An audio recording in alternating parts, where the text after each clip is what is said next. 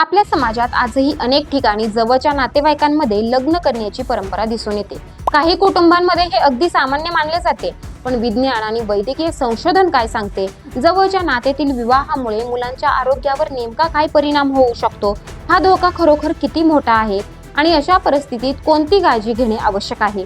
आज आपण याबद्दल सविस्तर आणि सोप्या भाषेत समजून घेणार आहोत। नाते जितके जवळचे तितका हा धोका अधिक असतो। उदाहरणार्थ सख्खे भाऊ बहीण किंवा पालक मूल यांसारखी नाती अत्यंत उच्च जोखमीची असतात आणि अशा विवाहांना कायद्याने ही परवानगी नसते। नंतर चुलत मावस किंवा आत्या मामाच्या मुलांमध्येही विवाहांमध्ये सामान्य लोकसंख्येपेक्षा अनुवांशिक विकारांचा धोका वाढतो।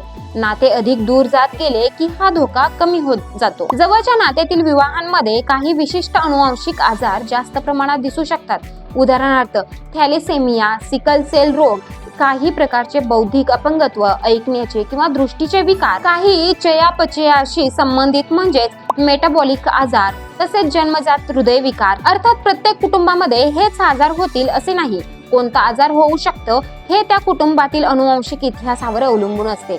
मग अशा परिस्थितीत काय करावे?